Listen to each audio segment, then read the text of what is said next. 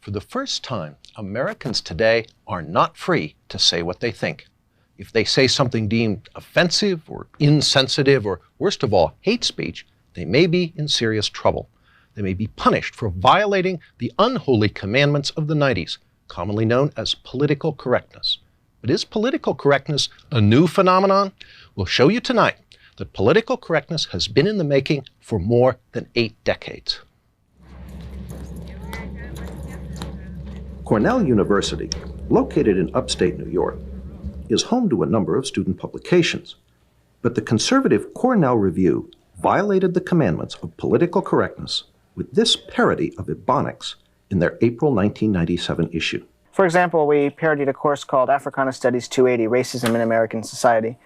The white man be evil and he trying to keep the brother man down. We got Sharpton and Farrakhan, so who the man now, white boy? We be discussing racism in the U.S. It's sort of silly, but some of the black students on campus and black faculty got offended. They saw it as an attack on the Department of Africana Studies. And of course, that department is sacrosanct, so one is not allowed to attack that. In retaliation for the offensive article, black activists marched to a nearby campus art museum, where a student was receiving an award for excellence in interracial harmony and understanding from Cornell trustee Tom Jones, himself a former 60s radical. Once the ceremony started, about 250 students gathered all around this area and stormed up on the stage during the awards ceremony, ripped the microphone out of Mr. Jones's hand, and proceeded to present their demands. The administration took no action to stop the protesters. This is where the university president, in my view, should have stood up and said, wait a minute, if you're going to protest, that's one thing, but you can't treat the university administration in this way. But he didn't do that. Rather, he sulked and said, okay, I'll give you whatever you want. The Cornell Review staff next saw their free speech rights literally go up in smoke. The protesters blocked off traffic at a busy campus intersection as they burned all copies of the review that they could find. While a few students reacted with moral outrage over the incident, most were afraid to speak out, feeling that objecting to the actions of minorities is taboo. Well, I think the average student, if they disagree with these tactics, are much more reluctant to speak out against them because the liberals are always ready with their keywords of you're being intolerant or insensitive or going beyond that racist, sexist. And here goes Wenzel back. Here they come. They got him again.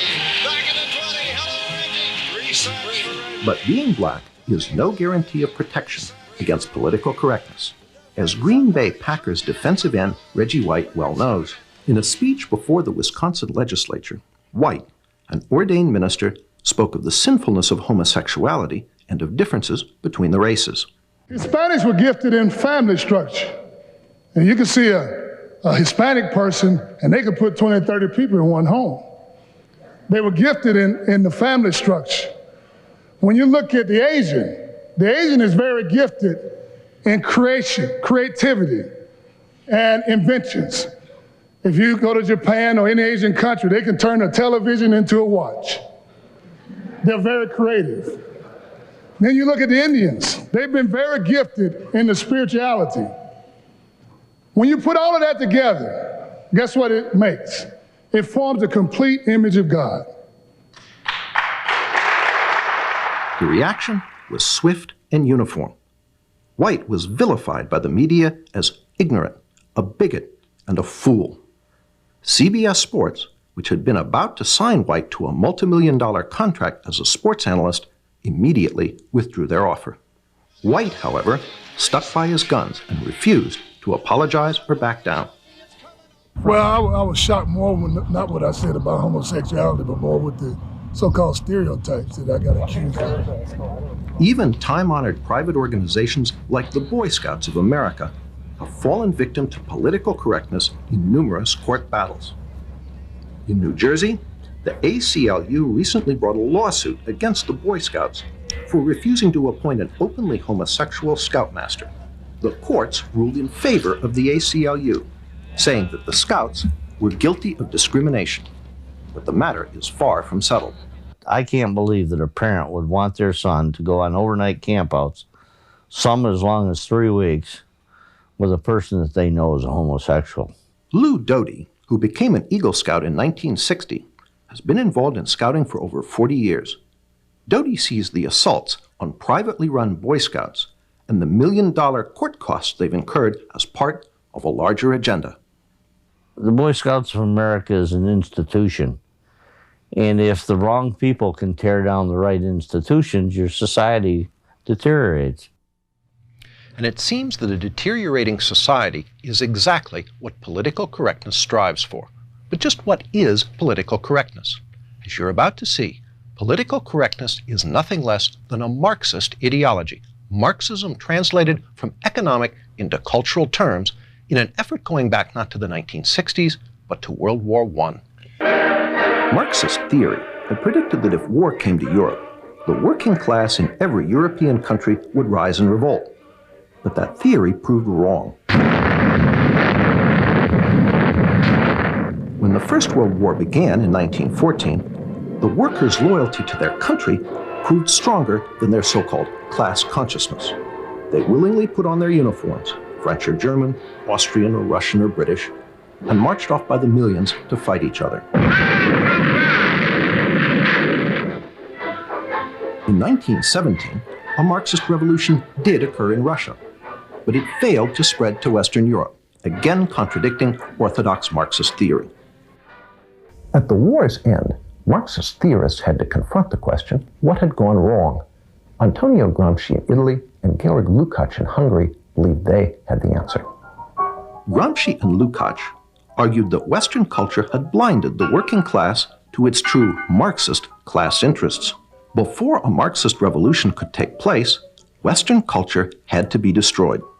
In 1919, Lukács, who was considered the most brilliant Marxist theorist since Marx himself, asked, "Who will save us from Western civilization?" That same year, 1919, Lukács became Deputy Commissar for Culture in the Bolshevik Bela Kun government in Hungary, where he launched a program of cultural terrorism. As part of that program, Lukács introduced a radical sex education program into the Hungarian schools. Political correctness, as we know it, was already beginning to take form.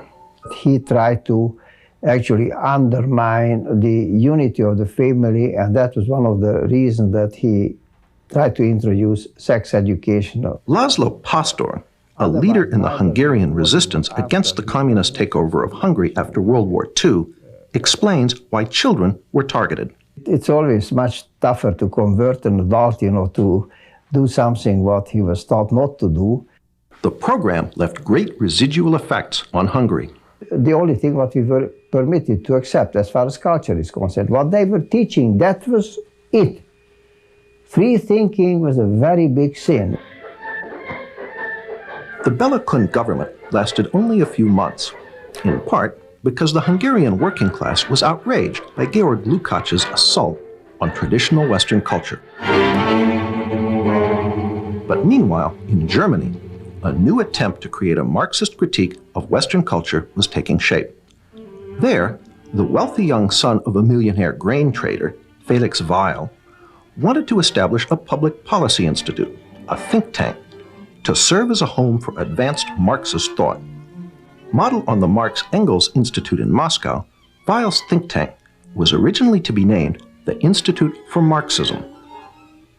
Martin Jay, chairman of the history department at Berkeley, an author of a history of the Frankfurt School, explains why the name was changed to the Institut für Sozialforschung, the Institute for Social Research.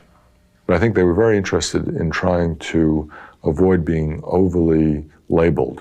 So it's a fairly bland name, the Institute of Social Research. The Institute was affiliated with Frankfurt University in Frankfurt, Germany, and in time became known simply as the Frankfurt School. The Frankfurt School formally opened its doors on June 22, 1924, but it had already held its first seminar on theory in the spring of 1923. There, almost 24 Marxist scholars gathered for what Weil, the sponsor, called a Marxist study week. One of the participants was Richard Sorge, later a famous Soviet spy. Another was Georg Lukács. Lukács's writings on culture were the basis for much of the program. Almost half of the participants in this Marxist study week would later be affiliated with the Frankfurt School. Following Lukács's lead, the Frankfurt School would be the vehicle that translated Marxism from economic into cultural terms, giving us what we now know as political correctness. The Frankfurt School's first director was an Austrian Marxist economist, Karl Grünberg. Grünberg's principal effort was to firmly establish the Institute's Marxist nature. In his inaugural address, which opened the Institute's new building in Frankfurt, Grünberg said, "It has been our intention here from the outset to maintain uniformity in the way we look at problems and go about solving them.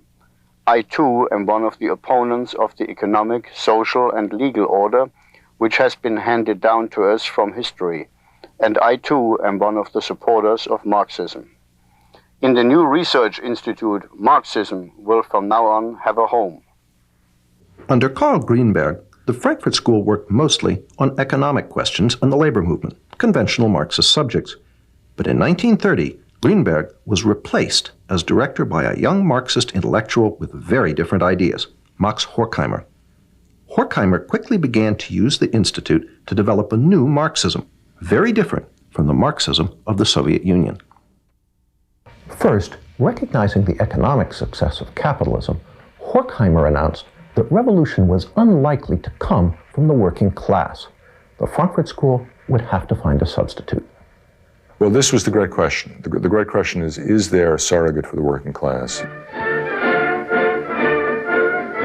The Frankfurt School would not find an answer to this question until the 1960s. But meanwhile, Horkheimer moved to revive Lukács's work by making the culture, not the economy, the central focus of the Frankfurt School's work.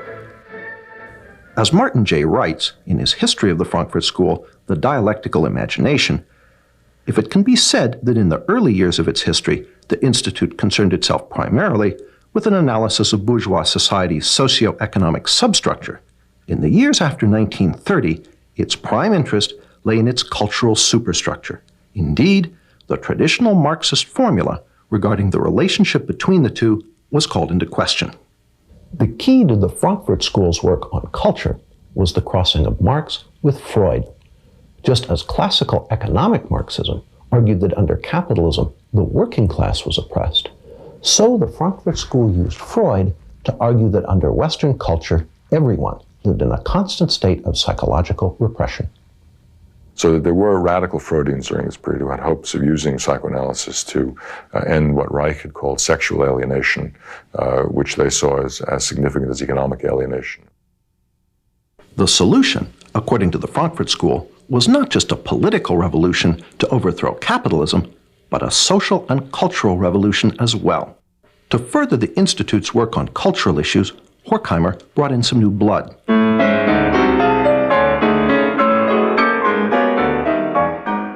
The new members included a sometime music critic, Theodor Adorno. Martin J. sees this addition as critical. Well, Adorno was perhaps the most fecund and, I think, brilliant of all the members of the Frankfurt School.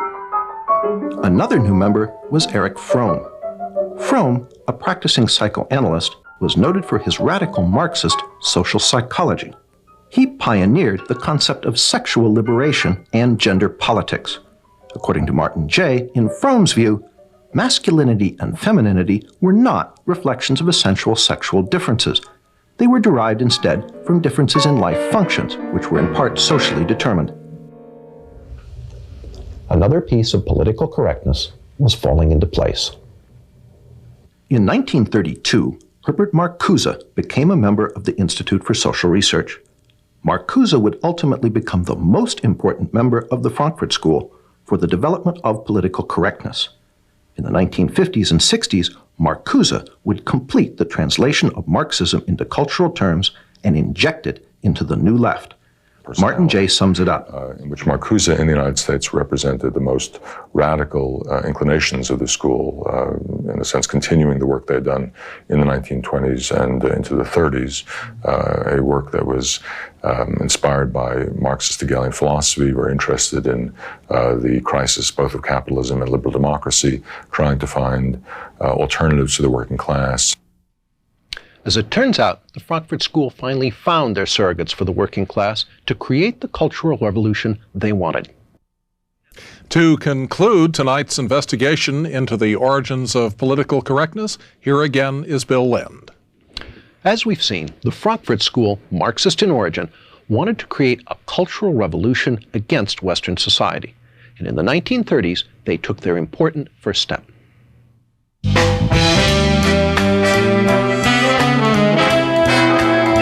the 1930s, the work of Horkheimer, Adorno, Fromm, and Marcuse issued in its first tangible product, critical theory. The term critical theory is something of a play on words. One is tempted to ask, what is the theory? The answer is, the theory is to criticize. Through unremitting, destructive criticism of every institution of Western society, they hope to bring that society down. Critical theory is the basis for gay studies, black studies, women's studies, and various other studies departments found on American university campuses today. These departments are the home base of political correctness. David Horowitz was present at the birth of campus political correctness. Well, I was a radical in the 60s. I was a Marxist. My buddies were people like Tom Hayden. I edited the largest magazine of the left at the time, Ramparts. But the Frankfurt School was important in Marxism because they no longer believed really in the future. They only believed in destroying capitalism and destroying bourgeois democracy is what we would have called it. And if you look at today's campuses, that kind of nihilism is really the dominant theme. That is, attack America. The Frankfurt School was careful never to define what critical theory was for, only what it was against. Again, Martin Jay, the Frankfurt School's semi-official historian. Critical theory itself always felt reluctant about being put in the straitjacket of systematization and defied its reduction to a simple definition. Critical theory actually attempted to politicize logic itself. Horkheimer wrote, "Logic is not independent of content. That means an argument is logical if it helps destroy Western culture, illogical if it supports it." Such twisted thought lies at the heart of the political correctness now inculcated into American university students.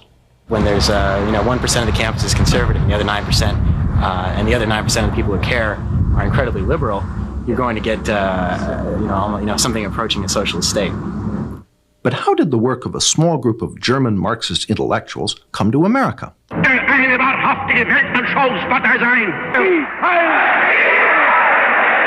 1933, when the Nazis came to power in Germany, the Institute for Social Research fled.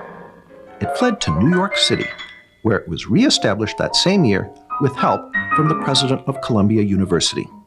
Once in America, the Frankfurt School gradually shifted the focus of its work from destroying German society and culture to attacking the society and culture of its new place of refuge.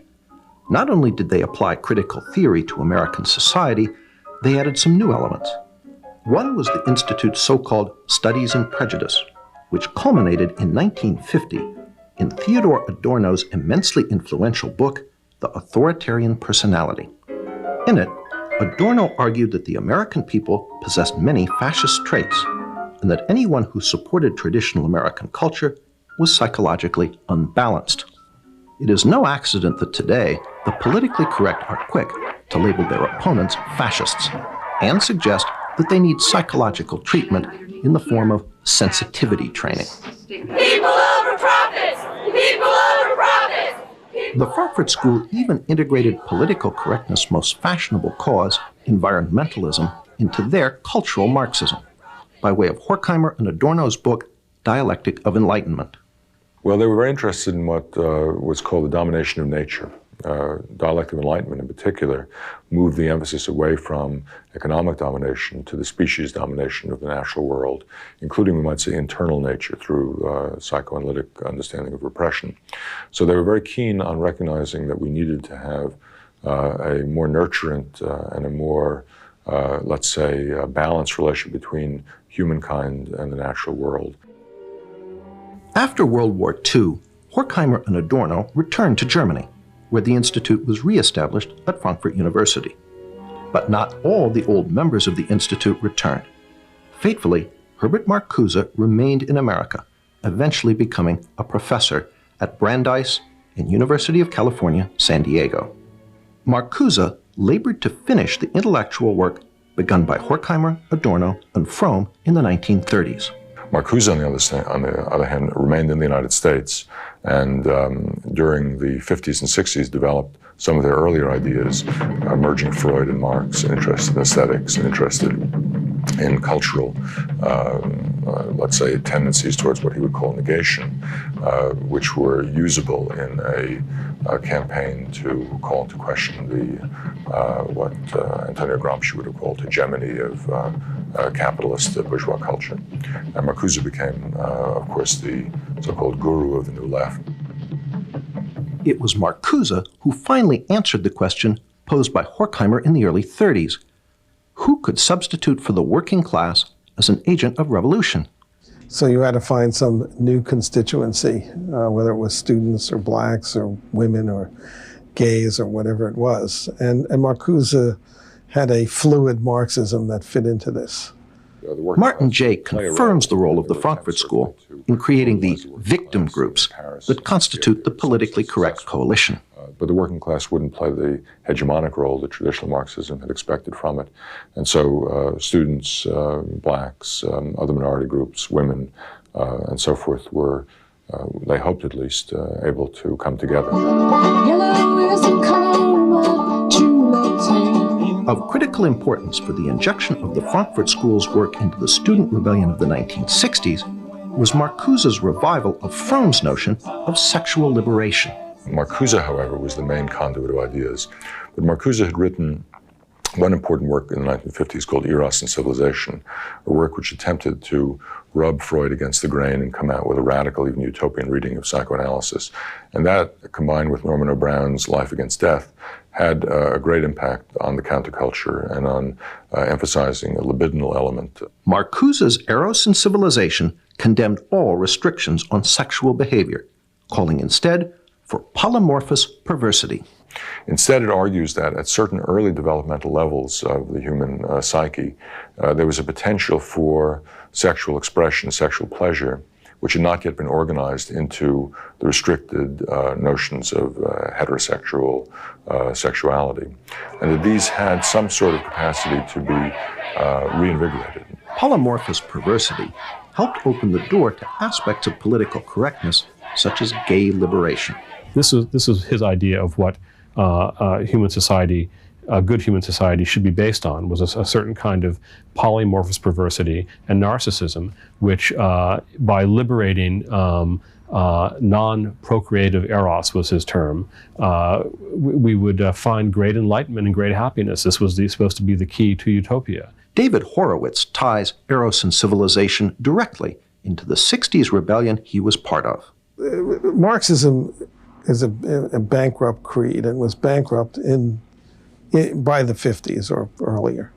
People understood it didn't work. There was no working class that was going to make a revolution. Capitalism, people were happy with capitalism, basically because it spread more money to more people than any other system in history.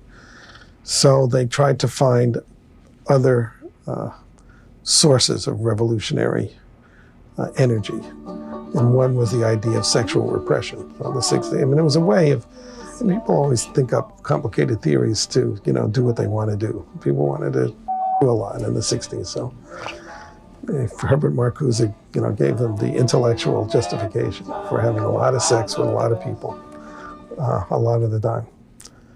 That's what Eros and Civilization, that's the title of his famous book on it, is about.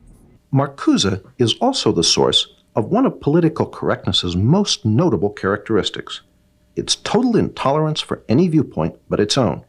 Marcuse argued that our free American society was actually a deception, that its true tolerance is somehow repressive, while he argued for something called liberating tolerance.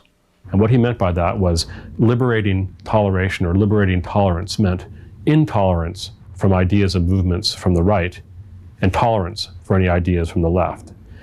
It's a recipe for repression. Even Martin Jay, a great admirer of the Frankfurt School, admits the totalitarian aspect of Marcuse. Perhaps his most significant essay in terms of impact, the one we haven't even mentioned, an essay on repressive tolerance, written in the late 60s, which argued that because the tolerance of different beliefs produced no action at all, because every belief seemed to be equal to all others, and racist and neo-fascist and militarist beliefs were given equal weight to those that were pacifist and emancipatory. This led ultimately to the problems of political correctness and incorrectness in the 1980s. That is to say, if you had a strong notion of who was politically correct, you could then be intolerant of those who weren't. And sometimes this can be used as a license by people on the left to deny free speech to people they disagreed with. Through these works, Marcuse became the main agent of transmission of the Frankfurt School's ideas. Marcuse was a tremendously important influence on the thinking of young people in those days. He was one of the spiritual fathers of the movement. And through Marcuse, the New Left found the rest of the Frankfurt School. And then in the 1960s, they were rediscovered by students who looked back at the work they'd done and rediscovered a source of a non-traditional, non-communist Marxism, which they found as an inspiration for the student movement in the 1960s. Jay pays Marcuse the ultimate compliment as a revolutionary. He became a kind of celebrity. I mean, in Paris, there were banners that said Marx, Mao, and Marcuse. So he was, luckily because of the alliteration up there with a couple of pretty heavy hitters. And the consequences of the Frankfurt School's work now engulf us all. Martin Jay pays them due credit. Well, it's fascinating. If you compare them with other figures from the so-called Western Marxist tradition, they are perhaps more alive than virtually anybody else. Roger Kimball, although coming from the opposite political perspective from Martin Jay, agrees. The institution of the ideas of radical multiculturalism in the academy and what you might call its enforcement wing, namely the ideology of political correctness, testify to the vitality of some of those ideas, some of the ideas of the Frankfurt School. We asked former New Left leader David Horowitz what the members of the Frankfurt School, Horkheimer, Adorno, Marcuse, might think if they could come back and visit one of America's politically correct campuses today. Well, I'm sure they would be thrilled because they would be, gods.